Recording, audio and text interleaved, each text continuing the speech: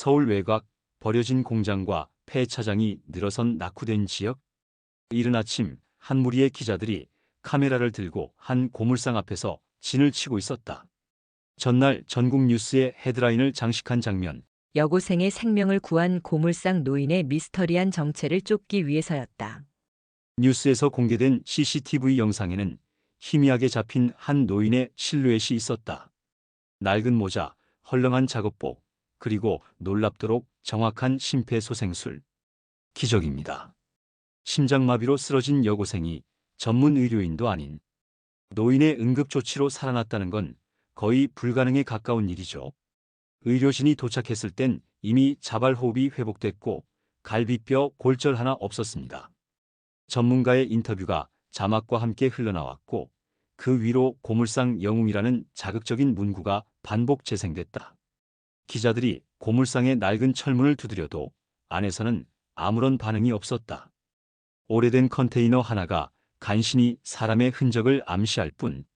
취재진은 이따금 고철더미 사이를 비추며 정체불명의 영웅을 부각했고 동네 주민들조차 그의 실체를 알지 못했다.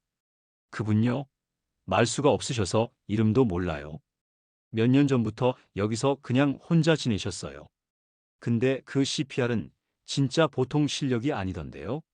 한편 같은 시간 철문 안쪽 폐철과 폐가전 사이를 지나 좁은 통로 끝에 위치한 컨테이너 내부.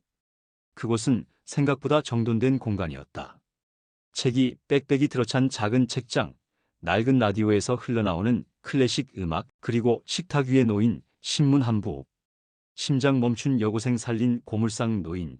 정체는 커다란 활자가 일면을 장식하고 있었다. 흑백 인쇄된 흐릿한 얼굴, 모자에 가려진 눈빛, 그리고 수많은 물음표들. 그 신문을 바라보던 남자 이창섭. 그는 말없이 고개를 숙였다. 감정이 배어있지도 분노도 감격도 없었다. 다만 오래도록 침묵만이 그를 둘러쌌다. 그리고 그는 조용히 손을 뻗었다. 주름진 손끝이 신문의 한 귀퉁이를 붙잡고 무표정하게 그것을 찢기 시작했다. 거친 종이 찢는 소리가 침묵을 갈랐다. 바닥에 흩어진 조각들엔 영웅, 기적, 의로운 시민 같은 단어들이 의미 없이 나뒹굴었다.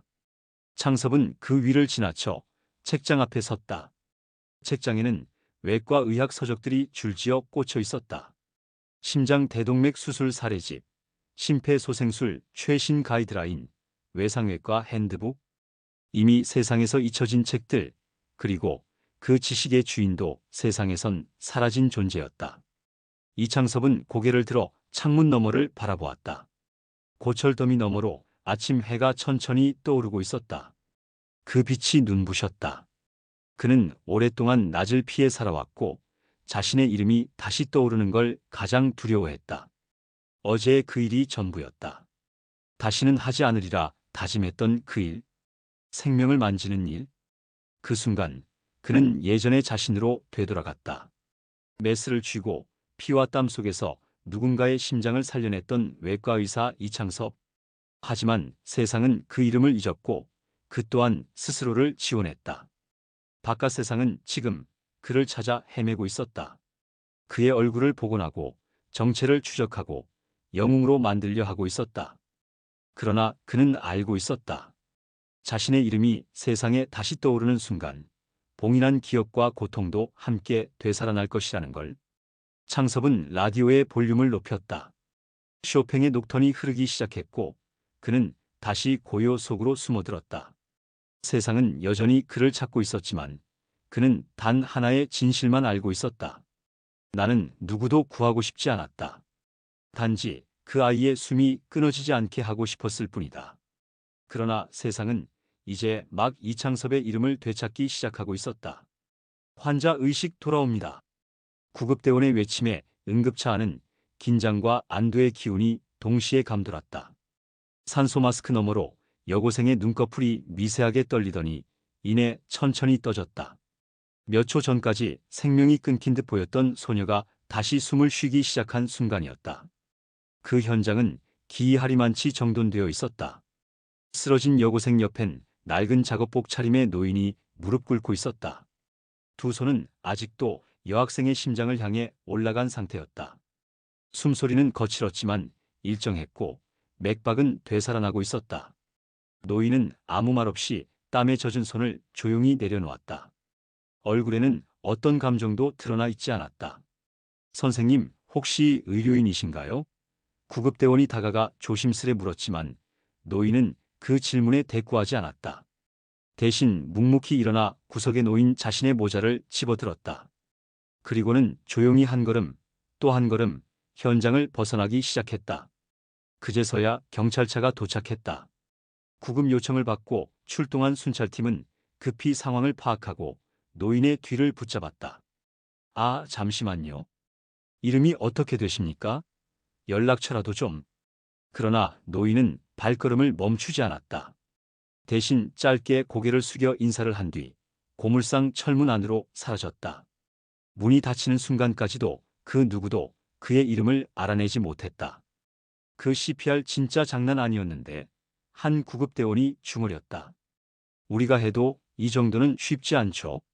늦게 도착했다면 위험했을 겁니다. 사건 보고서를 작성하던 경찰은 한참을 고개를 갸웃거리다 결국 보고서에 익명의 노인, 의로운 시민으로 추정이라는 문장을 넣을 수밖에 없었다. 그날 저녁 경찰서에선 간단한 회의가 열렸다. 담당 경찰관은 영상 기록을 정리하며 말했다. 이건 CPR 교과서에서 튀어나온 수준입니다. 흉부 압박 깊이, 속도, 타이밍까지 완벽했어요. 저 사람 뭔가 있어요. 형사였던 김도현이 그 자리에 있었다면 같은 생각을 했을 것이다. 그 시각 병원에서는 한 중년 남성이 병실 문 앞에서 조용히 서 있었다. 그의 눈은 분명하고 단단했지만 문틈으로 보이는 딸의 모습 앞에선 흔들릴 수밖에 없었다. 손을 꼭 잡은 채 깨어난 딸은 아버지에게 말했다. 아빠, 한 할아버지가 나 구해줬어. 할아버지? 응. 되게 조용하신 분이었는데 손이 이상했어. 이상했다니? 딱딱하고 거칠었는데 이상하게 따뜻했어. 그리고 손이 떨리지도 않았어. 엄청 안정적이었어. 도연의 눈이 순간 번뜩였다.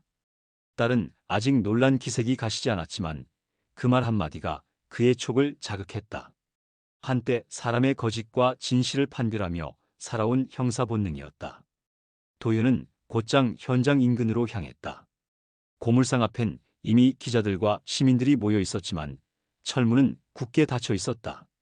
주변 상인들 몇몇은 노인의 존재를 몇 년 전부터 그냥 조용히 사는 사람이라 설명했지만 누구도 그의 정확한 이름을 알지 못했다. 근데 참 이상해요. 말도 거의 안 하고 어디 다니지도 않아요. 근데 손놀림 하나는 예사롭지 않더라니까요. 도연은 경찰 시절 수없이 마주했던 인물들이 떠올랐다. 손이 말해주는 진실. 그것은 신분증이나 이름보다 먼저 사람의 본질을 드러내는 흔적이었다. 그날 밤 그는 고물상을 다시 찾았다. 철문은 여전히 굳게 닫혀 있었고 내부는 조용했다. 그는 무언가 결심한 듯 철문 앞에서 한참을 서성이다 결국 돌아섰다. 하지만 돌아서며 중얼인 한마디가 어둠 속에 흩어졌다. 내가 누군지 반드시 알아내겠소? 그리고 철문 안 라디오에서는 브람스의 자장가가 흐르고 있었다. 이창섭은 컨테이너 한복판에 앉아 조용히 손을 바라보고 있었다. 그의 손은 다시 멈춰 있었다. 하지만 그 손이 기억하는 감각은 아직 생생했다. 심장의 박동, 살아나는 숨결, 그리고 잊고 있었던 삶의 온기. 그는 자신도 모르게 무릎 위에서 주먹을 움켜쥐었다. 이름 없이 살고 싶었는데 그 순간 세상은 그를 다시 불러내기 시작하고 있었다. 서울 시내 아침 뉴스의 시작을 장식한 건 다름 아닌 고물상 노인 영웅이었다. 심장마비 여고생 살려낸 의문의 남성, 정체는 누구인가? 그 아래엔 흐릿한 CCTV 캡처 사진이 실려 있었다. 어깨가 굽은 노인, 낡은 모자, 그리고 아이를 향해 몸을 낮춘 자세. 영상 속 그의 모습은 분명하고도 단호했다. 손끝 하나 허투루 움직이지 않는 응급조치, 마치 병원 수술실에서나 볼 법한 정확성. 의료 전문가들조차 입을 모아 말했다. 심장 압박 위치와 각도, 리듬, 심지어 호흡 시점까지 완벽합니다. 최소한 10년 이상 임상 경험이 있는 수준입니다. SNS는 열광했고 시민들은 그를 고물상 히어로라 부르기 시작했다. 일부 방송사는 현장을 특집으로 다뤘고 기자들은 고물상 앞에서 진을 치며 그 노인을 기다렸다. 하지만 철문은 굳게 닫혀 있었고 안에서는 아무런 인기척도 없었다. 기자들은 철문 너머를 향해 외쳤다. 혹시 안에 계신가요? 생명을 살리신 영웅이라는 걸 아셔야 합니다. 잠깐만이라도 인터뷰 가능하신가요? 그러나 컨테이너 안은 묵묵부답이었다. 사람들의 눈과 렌즈가 아무리 그를 비추려 해도 이창섭은 어둠 속에서 침묵으로 답할 뿐이었다. 그 시각 컨테이너 안. 이창섭은 책상 앞에 앉아 있었다. 그의 앞엔 신문 한 부가 놓여 있었다. 낡은 안경 너머로 천천히 그 활자를 읽었다. 심폐소생술로 생명 살린 고물상 노인 영웅인가 은둔자인가. 기사는 그를 무명의 의인으로 칭송했다. 수많은 누리꾼들이 그의 용기와 의술에 감탄했고 방송사들은 그를 찾기 위한 추적 프로젝트를 기획 중이었다. 익명의 구급대원 인터뷰도 포함되어 있었다. 저희가 도착했을 땐 이미 환자는 자발호흡 중이었습니다. 심폐소생술이 완벽하게 진행되고 있었고요. 제가 응급 현장에서 본 CPR 중 최고였습니다. 창섭의 손이 신문 가장자리를 천천히 쓸었다. 한 줄 한 줄 조용히 훑던 시선이 어느 문장에서 멈췄다. 의사일 가능성이 크다는 관측 수십 년 전 사라진 의료계 인물과 유사한 손놀림. 그 순간 그의 얼굴이 일그러졌다. 미간이 살짝 찌푸려졌고 입가가 무너져 내리듯 떨렸다. 오래전 그의 이름이 실렸던 신문, 그리고 그 이름이 사라진 날을 떠올렸다. 그날도 이와 비슷한 활자가 찍혀 있었다. 단 하나의 다른 점은 그때는 전설의 외과의사 실종이라는 문장이었다는 것. 그는 신문을 내려다보며 잠시 숨을 고른 뒤 손을 뻗어 조용히 종이를 집어들었다. 그리고 양손으로 신문을 정확히 반으로 접었다. 다음 순간 짙은 소음과 함께 신문이 찢어졌다. 한 번, 두 번. 그는 어떤 미련도 없이 신문을 가로로 찢고 세로로 찢었다. 종이 조각 사이로 영웅, 의인, 기적이라는 단어들이 무의미한 파편처럼 흩어졌다. 바닥에 흩어진 조각들 위를 지나며 그는 책장 앞에 섰다. 거기엔 아무도 보지 않던 과거의 흔적이 있었다. 희미해진 의료 서적들, 수술 케이스 기록 노트, 그리고 한 장의 사진. 병원 앞에서 찍힌 단체 사진 속 가장 가운데 선 남자 바로 젊은 시절의 이창섭이었다. 그는 그 사진을 바라보았다. 너무도 익숙한 얼굴, 그러나 너무도 낯설어진 사람. 이젠 꺼내지 마라. 그는 속으로 말했다. 다시는 꺼내선 안 되는 손이야. 바깥 세상은 아직도 그의 얼굴을 쫓고 있었다. 전문가의 손, 전직 명의일 가능성, 의료계 복귀 요청, 그를 향한 관심은 더욱 거세졌다. 하지만 그는 그저 철문 너머 외부와 단절된 공간에서 조용히 라디오를 켰다. 브람스의 현을 위한 세레나데가 흐르기 시작했다. 그리고 그는 다시 고철더미 속으로 천천히 걸어 들어갔다. 낡은 장갑을 끼고 쇳덩이 사이에 몸을 묻으며 다시 무명의 사람으로 돌아갔다. 바깥 세상은 영웅을 찾고 있었지만 그는 단 한 번도 그 이름을 원한 적이 없었다. 단지 살아있는 숨결 앞에서 손을 멈추지 않았을 뿐이다. 그러나 그날의 손놀림은 이미 누군가의 기억 속에 깊이 새겨지고 있었고 결국 그 과거는 다시 그를 찾아오게 될 것이었다. 딸이 깨어난 건 기적이었다. 병상에서 아버지를 바라보며 미소 지은 순간 김도연은 세상이 무너졌다 다시 세워진 듯한 감정을 느꼈다. 누가 널 살렸니? 할아버지였어요. 조용한 분 손이 참 이상했어요. 단단하고 거칠었는데 흔들림이 없었어요. 손만 보는데 왠지 모르게 안심이 됐어요. 딸의 말을 들은 도연은 처음으로 이 상황이 단순한 선행 그 이상일 수 있음을 느꼈다. 자신은 은퇴한 형사였다. 현장을 통해 수많은 진실을 직감해온 사람. 딸이 느꼈다는 손의 기억은 우연이라 보기엔 너무 구체적이었다. 도연은 병원에서 나와 곧장 현장으로 향했다. 구급대원이 말했던 위치, 고물상 인근 외진 골목. 이미 언론과 시민들이 한 차례 휩쓸고 지나간 뒤라 주변은 비교적 조용했다. 철문은 여전히 굳게 닫혀 있었고 안에서는 아무 기척도 느껴지지 않았다. 도현은 주변을 천천히 걸었다. 과거 범죄 현장 감식을 반복했던 그의 습관이 무의식적으로 발동했다. 사고 지점, 고물상 방향, 인근 자재상, 오래된 폐차장. 그러다 눈에 들어온 것이 하나 있었다. 폐업한 부품 창고 앞에 덩그러니 남은 CCTV. 먼지로 가득한 렌즈. 그러나 전원은 살아있었다. 이거다. 도현은 바로 건물 소유자와 접촉했다. 다행히 아직 창고 철거 전이라 보안업체 서버는 작동 중이었다. 그는 사건 당일 시간대를 요청했고 화면을 돌려보며 그 장면을 발견했다. 한 노인이 고물상 골목에서 급히 달려나와 소녀에게 달려가는 장면.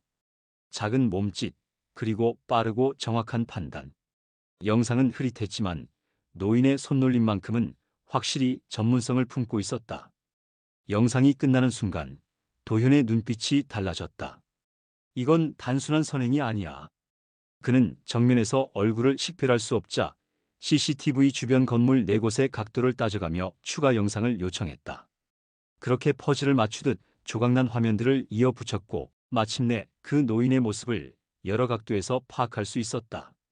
낡은 모자, 주름진 손, 그리고 오래된 작업복. 그 모든 것 너머로 그는 미묘한 이질감을 느꼈다.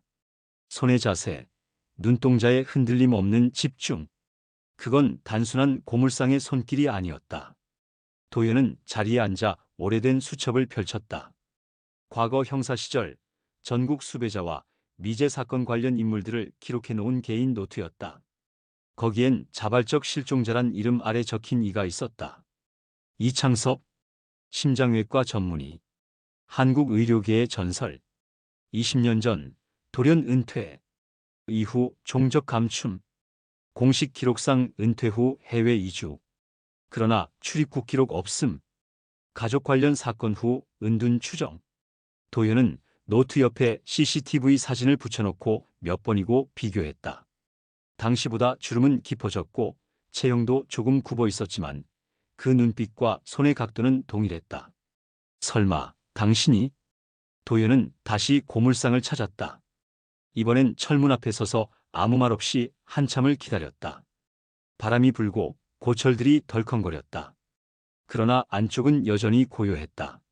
그는 조심스럽게 편지를 하나 꺼냈다. 짧은 인사말과 함께 쓴 손편지였다. 딸을 살려주셔서 감사합니다. 이름도 밝히지 않으셨지만 그 손이 말해주었습니다.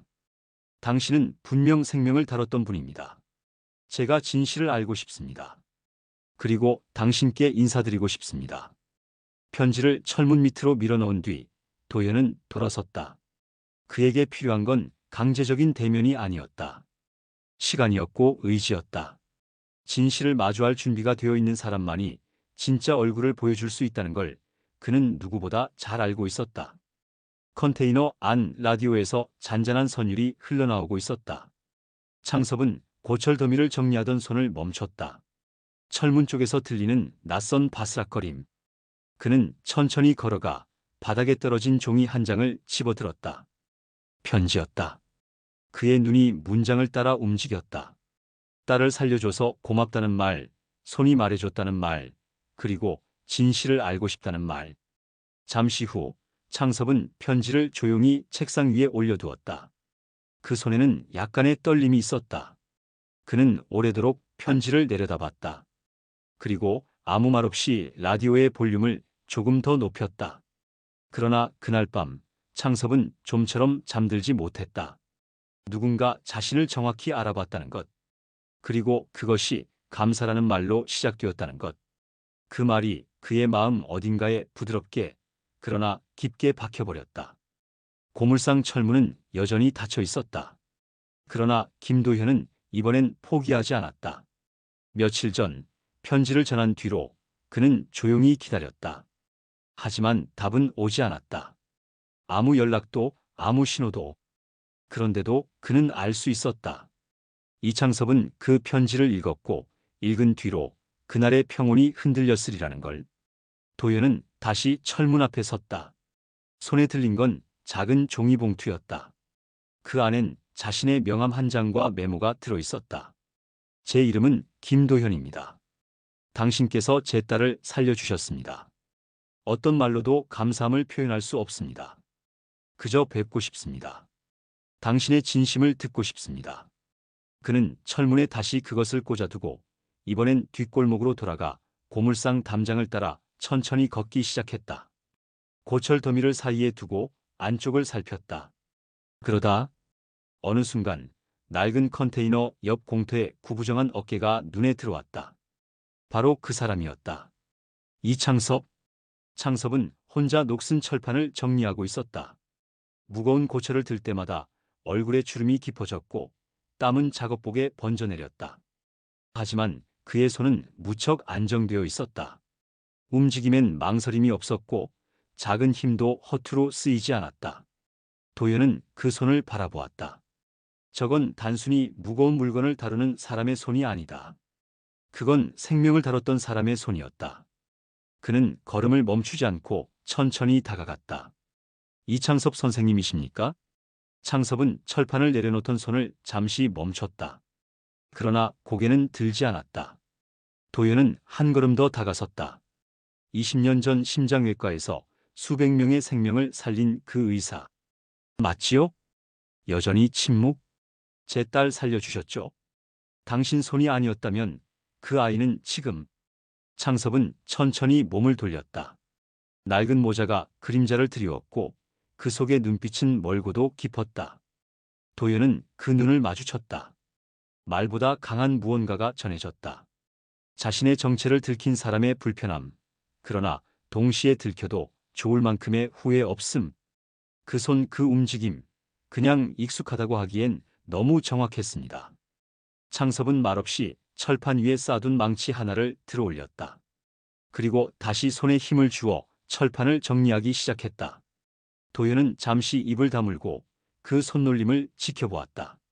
망치가 철판을 타격할 때마다 그의 손은 손끝만 미세하게 움직였고 철판은 정확히 원하는 각도로 맞춰졌다. 작은 떨림도 없이 좌우 균형도 완벽히 맞췄다.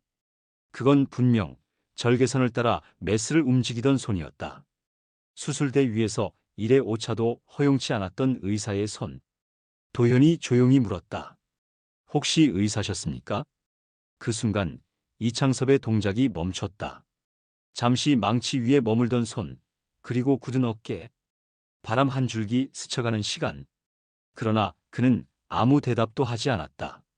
대신 망치를 내려놓고 모자를 살짝 고쳐 썼다. 그리고는 고철 더미를 돌아 천천히 컨테이너 쪽으로 걸어갔다. 도연은 그 뒷모습을 바라보며 가슴이 먹먹해졌다. 그 무거운 침묵 속에 너무 많은 이야기가 담겨 있었다. 죄책감일까?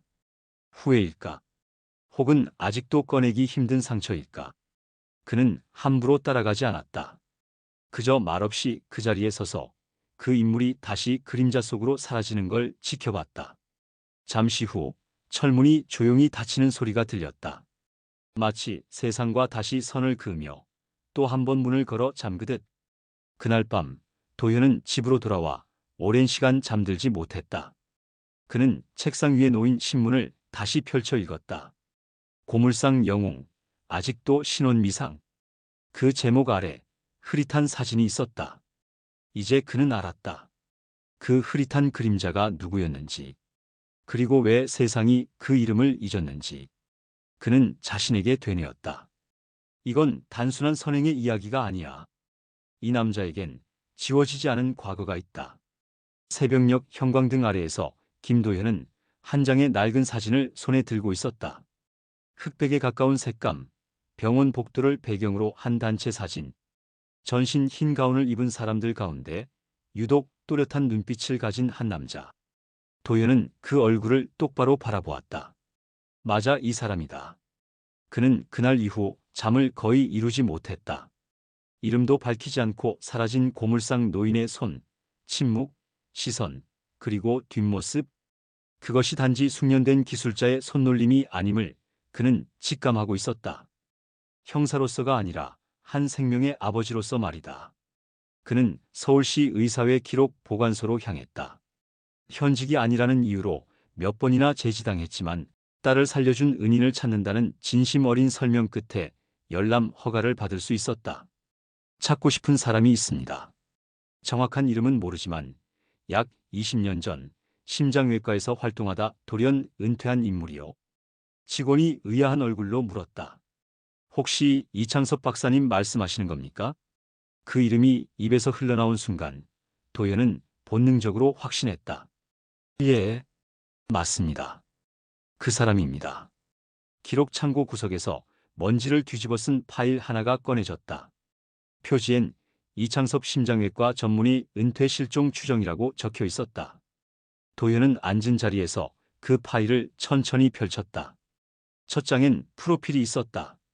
서울대 의대 수석 졸업, 대한심장학회 최연소 등재, 해외 명문병원 연수 수료, 심장우회로술 1000건 이상 성공. 그는 단숨에 의료계의 전설로 불린 존재였다. 칼보다 정교한 손을 가진 사내라는 별명이 따라다녔고 응급 상황에서 생명을 되살리는 기적의 손이라 칭송받았다. 그러나 20년 전 어느 날 그는 갑자기 모든 수술을 중단하고 병원을 떠났다. 이유는 공개되지 않았다. 기록에는 단 한 줄만이 쓰여 있었다. 가족 관련 개인사로 인해 무기한 휴직 후 행방불명. 그 이후 이창섭은 그 어떤 병원에도 해외 학회에도 등장하지 않았다. 도연은 턱을 괴고 생각에 잠겼다. 심장외과의 전설이 왜 갑자기 사라진 걸까? 그는 손으로 이마를 짚으며 뒷장을 넘겼다. 기사 스크랩들이 이어졌다. 2005년 이창섭 마지막 수술 후 병원 떠나 관계자들 침묵. 2006년 명의의 빈자리는 누가 채우나 심장센터 구인난. 2007년 아버지 돌아와 주세요. 누군가 익명으로 남긴 쪽지. 도연은 한 장 한 장 넘기며 이창섭의 흔적을 따라가고 있었다. 그리고 마침내 그 실종 이후 처음 언급된 사건을 발견했다. 2007년 6월 의료소송 무마설 이창섭 실종 배경의 유력설. 그 기사는 놀라웠다. 이창섭의 친딸이 심장수술 중 합병증으로 사망했으며 그 수술을 직접 집도한 사람이 바로 그 자신이라는 내용이었다. 의료 과실 여부를 놓고 내부 조사가 진행됐으나 병원 측은 사건을 은폐했고 가족 측도 입을 다물었다. 그로부터 한 달 후 이창섭은 자취를 감췄고 그 어떤 공식 기록에도 다시 등장하지 않았다. 자신의 딸을 직접 수술하다. 도연은 파일을 덮었다. 가슴이 답답해졌다. 딸을 살리지 못한 의사, 그리고 살아있는 또 다른 생명을 눈앞에서 다시 살려낸 지금의 이창섭. 그는 이제 퍼즐을 거의 맞춰가고 있었다. 세상에서 사라졌던 그 남자가 지금 왜 고물상에 숨어 지내는지, 왜 그토록 이름을 숨기고 살아왔는지, 그리고 왜 그토록 손에 떨림 하나 없이 심장을 다시 뛰게 만들 수 있었는지. 그는 자리에서 일어나며 중얼였다. 당신 아직 끝나지 않았군요. 병원 밖으로 나서는 그의 손엔 그날 복사한 신문 기사 한 장이 들려 있었다. 기사 한복판엔 젊은 시절의 이창섭이 수술복을 입고 눈을 빛내던 모습이 담겨 있었다. 그 눈빛은 지금도 고물상 어딘가에서 살아 숨쉬고 있었다. 지금으로부터 20년 전 한겨울 아침, 대한민국 최고 수준의 심장 전문 병원 수술실 복도에는 묘한 긴장감이 감돌고 있었다. 백의의 전사들이 분주히 오가고 간호사들은 체크리스트를 들고 연신 확인을 반복했다. 그리고 그 중심에 선 남자. 대한민국 심장외과의 신화라 불리던 이창섭. 당시 나이 40. 모든 언론이 그를 신의 손이라 불렀고 매스컴은 그의 수술 성공률을 두 자릿수 %로 줄기차게 보도했다. 그러나 그날 그는 단 한 사람만을 위해 수술복을 입고 있었다. 수술대 위에 누운 이는 그의 친딸 이수아. 11살 희귀성 심장판막 기형 진단을 받고 점차 호흡곤란 증세가 심화되어 수술이 불가피했다. 다른 의사에게 맡기시는 게. 주치의의 말에 이창섭은 조용히 고개를 저었다. 그 아이의 심장을 누구보다 잘 아는 건 나입니다. 그 말은 진심이었다. 이창섭은 철두철미하게 수술을 준비했다. CT 영상, 심장 초음파, 3D 시뮬레이션까지 매일 밤 복귀하고 또 복귀했다. 딸이 눈을 감기 전 그에게 조용히 속삭였다. 아빠, 나 아플까봐 무서워. 근데 아빠가 해주면 안 무서울 것 같아. 그 말이 그의 가슴을 갈랐다. 무게가 가벼울 리 없었다. 하지만 그는 감정 대신 기술과 신념을 믿었다. 수술은 오전 10시 정각에 시작됐다. 초반은 순조로웠다.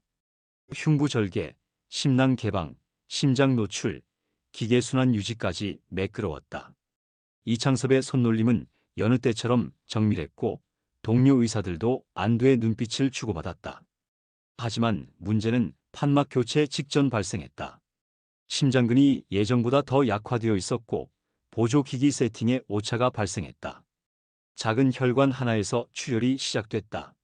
순식간에 혈압이 떨어졌고 경보음이 요란하게 울렸다. 간호사가 외쳤다. BP 급강하. 맥박 감소합니다. 전기 충격 준비. 일엠기 에피네프린 주입. 수술실이 소란에 휘말리는 동안 이창섭의 손이 잠시 멈췄다. 처음으로 그는 메스를 든 손이 아닌 아버지의 손으로 돌아갔다. 눈앞의 환자는 단순한 환자가 아니었다. 그는 딸의 심장이 점점 멎어가는 소리를 들으며 그곳에 서 있었다. 수아야. 심장을 압박하던 손이 흔들렸다. 정확했던 리듬이 깨지고 동공이 흔들렸다. 의사 선생님, 계속해야 합니다. 수술팀장의 외침이 울렸지만 그의 귓가엔 들리지 않았다. 그날 수술은 실패로 끝났다. 최종 사인은 심정지에 의한 다발성 장기 부전. 사인은 의료진 내부에선 예측 불가의 급성 상황으로 정리되었지만 그 누구도 감히 그날의 진짜 이유를 입에 올리지 않았다. 모두가 알면서도 말하지 않았다. 그가 잠깐 멈췄다는 것을. 병원장은 이창섭에게 휴직을 권했다. 당신의 슬픔은 알지만 지금은 아무 말도 하지 마시오. 이건 당신의 명성도 병원의 명운도 걸린 문제요. 이창섭은 아무 말 없이 사직서를 꺼냈다. 그리고 다음 날 병원을 나섰다. 그는 집으로 돌아가지 않았다. 장례식에도 참석하지 않았고 묘비조차 직접 세우지 않았다. 딸의 사진 한 장, 작은 심장 모형 하나만 들고 그는 사라졌다. 언론은 그의 실종을 두고 온갖 추측을 쏟아냈다. 의료과실 은폐를 둘러싼 충격적 스캔들, 유족조차 그의 행방을 모른다. 천재의 몰락 혹은 자발적 추락? 그러나 진실은 오직 이창섭만이 알고 있었다. 그는 가장 뛰어난 의사였지만 단 한 사람. 자신의 딸만큼은 살리지 못한 의사였다. 그날 이후 그는 두 손으로 생명을 다루는 일을 멈췄고 세상과의 모든 인연도 끊어버렸다. 컨테이너 안 이창섭은 오래된 심장 모형을 손에 쥐고 있었다. 딸의 심장을 상징하던 그것은 이제 손때가 묻고 희미해졌다. 그는 라디오를 끄고 조용히 앉아 기억 속 수술실을 다시 마주하고 있었다. 그날의 심장 박동, 그날의 정적, 그리고 그날의 마지막 한마디. 아빠, 나 아플까봐 무서워. 김도현은 오래된 기록을 다시 훑었다. 과거 병원 측에서 내놓은 공식 수술 경과 보고서, 부검 확인서, 사망 진단서, 장례 관련 기록 모두가 빈틈없이 정리되어 있었고 모든 문서가 일치했다. 이수아, 2005년 11월 8일 오전 11시 47분 사망. 하지만 도현은 믿을 수 없었다. 직감이 말하고 있었다. 무언가 이상하다. 그저 슬픔에 무너진 한 아버지가 스스로 단절한 게 아니라 누군가가 그의 삶을 의도적으로 끊어낸 것이라는 느낌. 그는 수년간 병원과 관련된 의료 분쟁, 소송 기록, 내부 고발 사례 등을 추적했다. 그리고 마침내 10여 년 전 의료계 내부 고발자로 지목되었던 전직 간호사 한 명을 찾아냈다. 지금은 요양병원에서 조용히 일하고 있는 여성. 이름은 강선주. 도현은 신분을 밝히고 조심스럽게 말을 꺼냈다.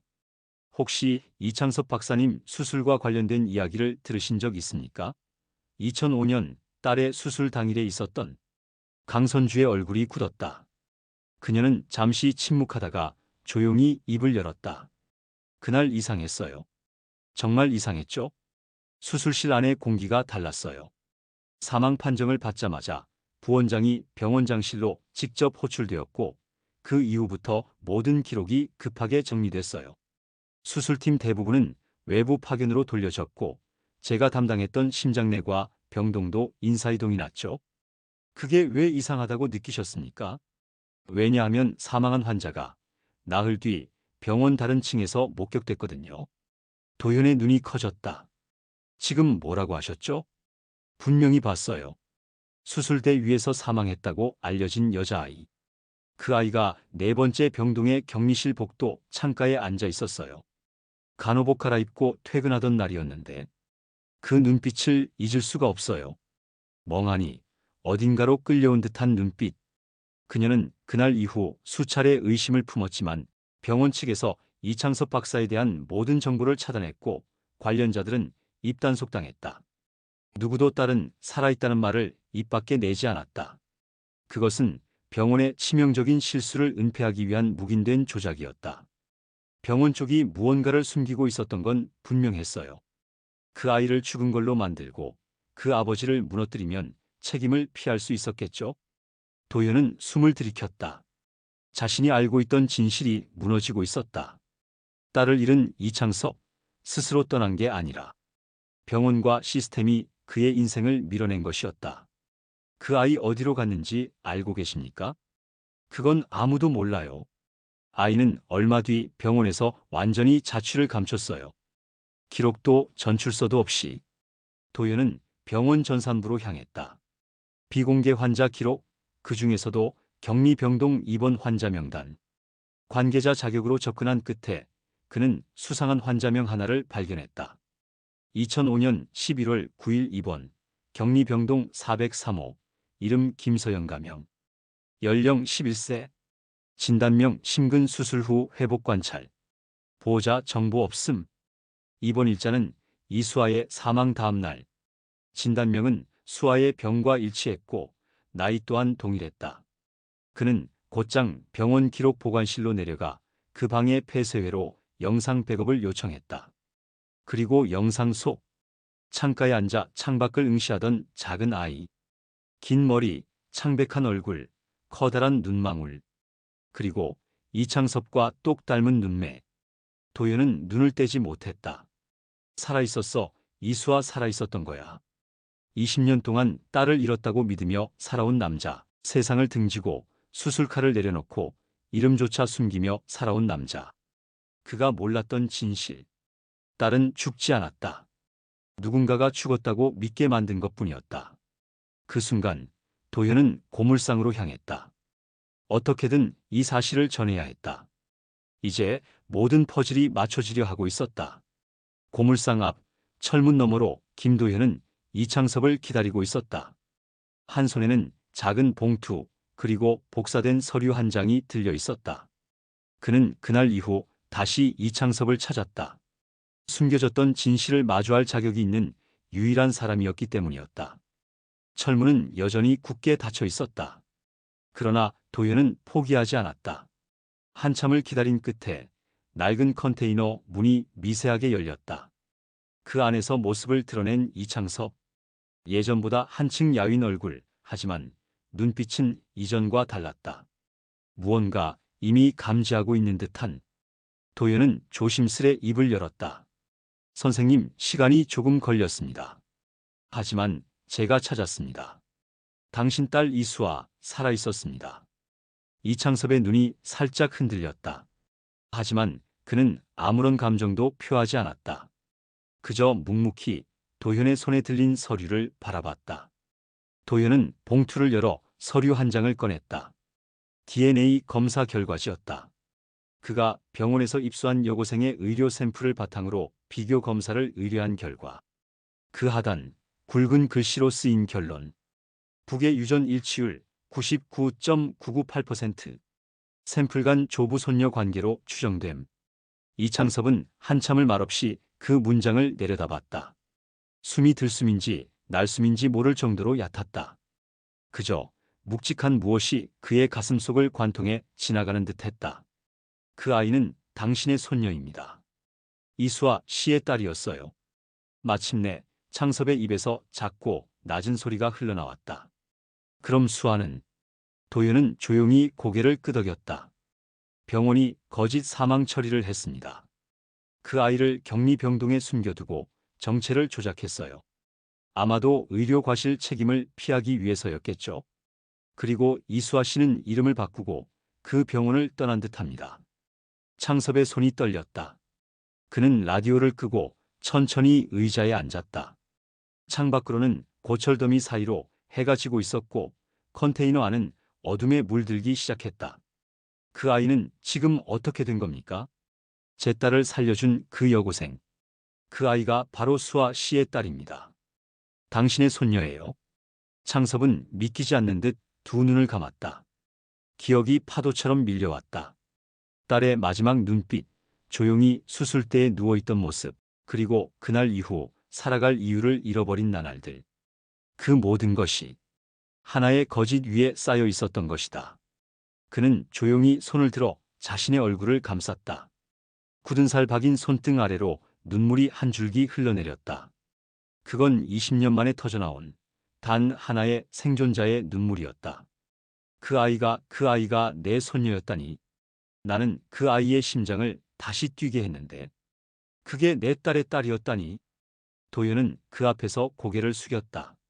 이건 단순한 우연이 아닙니다. 운명입니다, 선생님. 당신은 다시 살아날 기회를 받은 겁니다. 창섭은 한참을 말없이 앉아 있었다. 그의 눈앞엔 아직 이름조차 모르는 손녀의 얼굴이 아른거렸다. 심장이 멎었던 그 순간 자신의 손끝에서 되살아난 따뜻한 숨결. 그것은 단순한 구조가 아니었다. 그건 연결이었다. 끊어진 줄 알았던 혈맥, 묻혀버린 생명선의 귀환. 그날 밤 창섭은 처음으로 컨테이너 문을 열고 밖으로 나섰다. 하늘은 검었지만 별은 선명히 빛나고 있었다. 그는 조용히 중얼였다. 수아야, 너 살아있었구나. 그리고 너는 나에게 또 한 번 생명을 주었구나. 그의 발걸음이 고물 더미를 스쳐 지나갔다. 쇠조각들이 흔들리며 작은 소리를 냈다. 그건 마치 오래 잠들어 있던 심장이 다시 박동을 시작하는 소리 같았다. 서울 도심 한복판 성강병원 응급의료센터. 붉은 경광등과 사이렌이 병원 앞을 환하게 물들였다. 외상 환자입니다. 가슴 부위 관통상, 심장 압박 불가 상태에. 구급대원들의 목소리가 복도를 찢듯 울려 퍼졌다. 의료진들이 달려왔고 응급수술실은 즉시 가동되었다. 그러나 담당 외과의는 이미 장기 수술에 투입된 상태. 대체 인력은 도착까지 최소 40분. 시간은 없었다. 환자는 고등학생 남자아이. 어깨와 흉부를 뚫고 들어간 철근이 심장에 닿아 있었다. 심장 박동은 이미 불규칙했고 맥박은 사라지기 직전이었다. 이 상태론 수술 전 심정지 확정입니다. 간호사의 비명이 흘렀다. 그때 복도 끝에서 누군가의 그림자가 다가왔다. 낡은 모자, 그늘진 눈빛, 단단한 걸음. 바로 그 순간 구급대장이 고개를 들고 그를 알아봤다. 이창섭 선생님? 잠시 놀란 듯했지만 이내 목소리에 힘이 실렸다. 이 환자 지금 수술할 사람 선생님밖에 없습니다. 수술복이 벽면에 걸려 있었다. 이창섭은 천천히 그것을 바라봤다. 메스, 거짓, 심폐기기 모든 것이 낯익고 동시에 낯설었다. 그는 손을 들었다. 그 손은 거칠고 세월에 닳았지만 떨림은 없었다. 20년 전 딸을 수술대 위에서 떠나보낸 그날 이후 다시는 잡지 않겠다고 맹세했던 메스. 그러나 지금 또 한 생명이 그의 앞에서 꺼져가고 있었다. 그는 고개를 들었다. 마취 준비. 체위 고정. 3번 수술 칼. 한순간 공기가 바뀌었다. 수술실 안의 의료진은 순간 멈칫했다. 모두가 알고 있었다. 이자 이창섭. 그가 돌아왔다는 걸. 심장 우측 협부에 박힌 철근은 예측보다 깊었다. 조금만 각도가 어긋나도 대동맥이 찢어진다. 이창섭은 환자의 심박수 모니터를 한눈에 훑고 절개에 들어갔다. 정확한 각도 0.5cm씩 조심스럽게 조직을 벌리고 혈관을 피했다. 피 한 방울도 허투루 흘리지 않는 손놀림. 그의 눈빛은 다시 의사의 것이었다. 심장 노출 완료. 우심방 미세 손상. 흉부 흡인 지속. 순환기 유지. 의료진들은 숨을 죽인 채 그의 손끝을 쫓았다. 그 누구도 말을 하지 않았다. 이 공간에선 오직 심장과 손만이 존재했다. 가장 위태로운 순간, 철근을 천천히 제거할 때였다. 이창섭은 멈추지 않았다. 신경외과 수련 시절에 익혔던 긴장 조절을 떠올렸다. 철근을 잡고 한치의 망설임 없이 뽑아냈다. 클램프. 출혈이 터졌고 곧바로 봉합. 실과 바늘이 흘러들 듯 연결되었다. 그리고 마침내 심장 박동 수치가 안정되기 시작했다. 정상 리듬. 복원 성공. 수술실 안. 긴 침묵 뒤 모니터에서 경쾌한 삐소리가 규칙적으로 울려 퍼졌다. 의료진 모두가 숨을 내쉬었다. 간호사가 중얼였다. 살았어요. 선생님이 살리셨어요. 그 순간 수술실 한쪽에 서 있던 구급대장이 이창섭을 향해 조용히 거수경례를 올렸다. 그 눈엔 눈물이 맺혀 있었다. 돌아와 주셔서 감사합니다. 창섭은 말없이 고개를 숙였다. 메스를 내려놓는 손끝에 20년 전과는 다른 떨림이 있었다. 이번엔 슬픔이 아니라 회복의 떨림이었다. 수술실을 나오는 길. 병원 복도엔 과거의 환호도 찬사도 없었다. 하지만 어딘가에서 자신이 돌아오기를 기다렸던 생명들이 그를 바라보고 있었다. 그는 라커룸 앞에서 옷을 갈아입으며 작은 종이 한 장을 꺼냈다. 거기엔 어린 소녀의 필체로 쓰인 짧은 문장이 적혀 있었다. 할아버지, 그날 손이 따뜻했어요. 고마워요. 꼭 다시 보고 싶어요. 그 문장은 그가 살아있어야 할 이유였다. 서울 한복판, 성강병원 대강당. 병원 측이 긴급히 소집한 기자회견장이 수십 개의 카메라 플래시와 기자들의 숨죽인 시선으로 가득 찼다. 사회면을 뜨겁게 달군 미스터리한 외과 의사, 그리고 병원이 20년간 숨겨왔던 진실이 세상 앞에 서려 하고 있었다. 연단 앞 마이크를 잡은 이는 현 병원장 유병수. 과거 이창섭이 근무하던 당시 수석 부원장이었고 이수와 사건의 의료과실 은폐 의혹의 핵심 인물 중 하나였다. 그는 한참을 머뭇거리다 마침내 입을 열었다. 오늘 저는 병원의 이름으로 그리고 한 사람의 의사로서 이 자리에 섰습니다. 20년 전 저희 병원에서 발생한 한 수술 중 사고와 그 이후의 처리는 분명한 잘못이었습니다. 카메라 셔터 소리가 연신 터졌다. 이수와 양의 사망은 당시 의료 과실을 은폐하기 위해 조작된 것이며 그 아버지 이창섭 박사님께선 병원의 명예와 체계 안에서 철저히 배제당하셨습니다. 그분은 죄가 없었습니다. 오히려 가장 위대한 생명의 수호자였습니다. 순간 회견장에 침묵이 내려앉았다. 누구도 상상하지 못했던 진실. 단지 실종된 천재의 전설로 남았을 줄 알았던 그가 이제야 억울함을 벗고 있었다. 유병수는 고개를 깊이 숙였다. 그분께 사과드립니다. 너무 늦었습니다. 하지만 진심입니다. 그 순간 스크린에 한 장의 사진이 투사되었다. 바로 전날 위급 환자의 수술을 마친 이창섭의 모습. 마스크를 내린 채 환자의 손을 꼭 잡은 그 표정은 더 이상 과거에 머무는 남자가 아닌 다시 생명을 품은 의사였다. 이후 뉴스는 폭풍처럼 확산됐다. 20년 전 실종된 명예, 진짜 이유 밝혀져. 은폐된 진실 의사의 이름을 되찾다. 고물상 노인, 전설로 돌아오다. SNS와 커뮤니티엔 시민들의 응원이 줄을 이었다. 와, 진짜 눈물 난다. 아버지로서, 의사로서 너무 존경스럽습니다. 20년을 버티며 살아온 이창섭 선생님, 진정한 영웅이네요.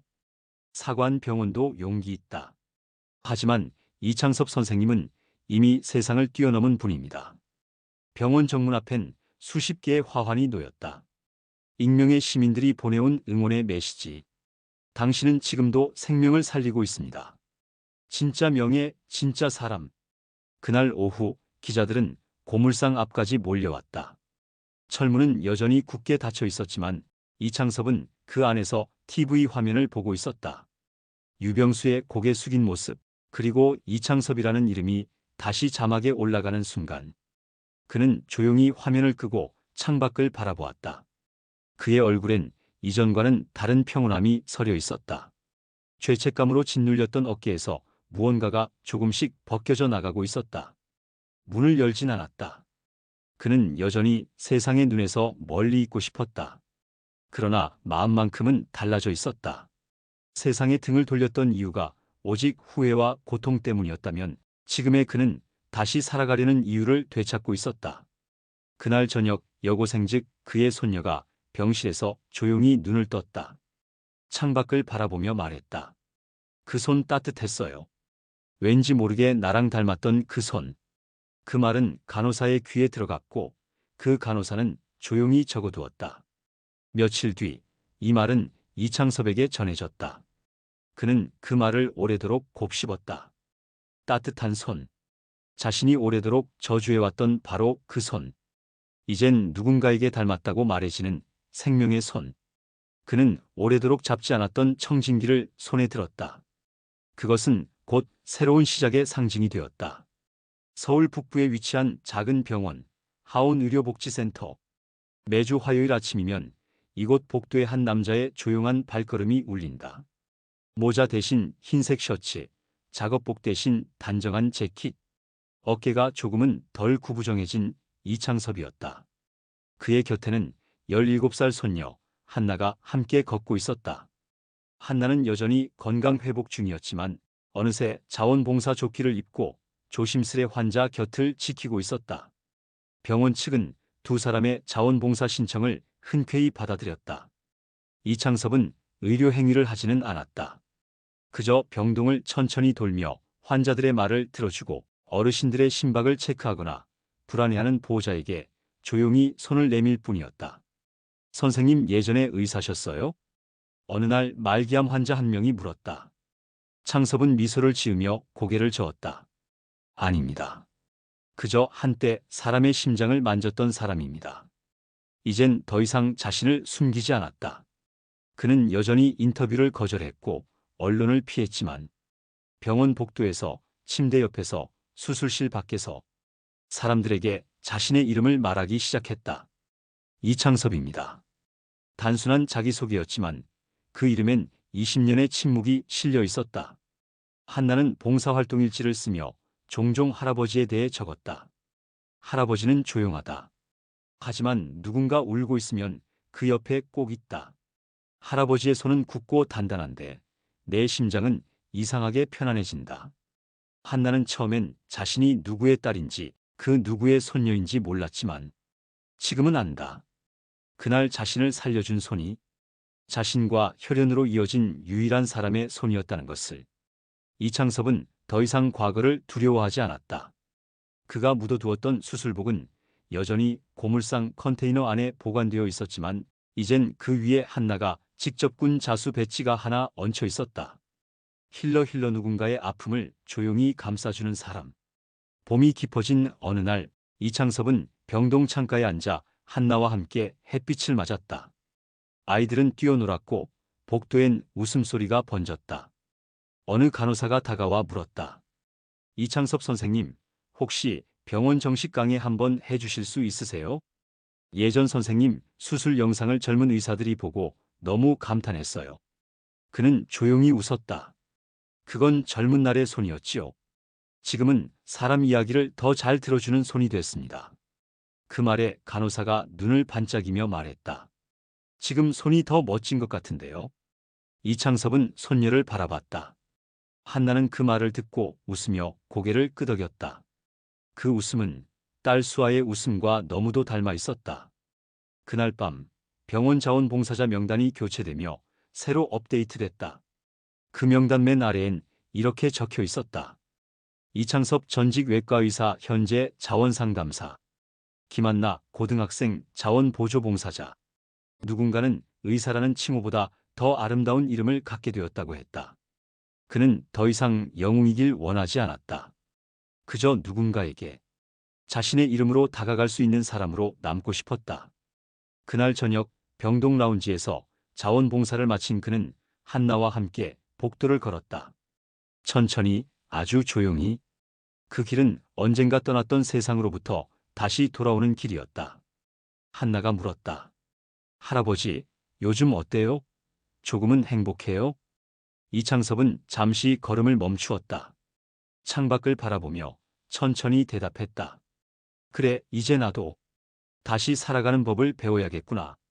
그리고 그는 그 말처럼 오늘보다 더 깊은 내일로 조용히 걸어 들어갔다. 네. 오늘 이야기는 여기까지입니다. 오늘 이야기가 어떠셨나요?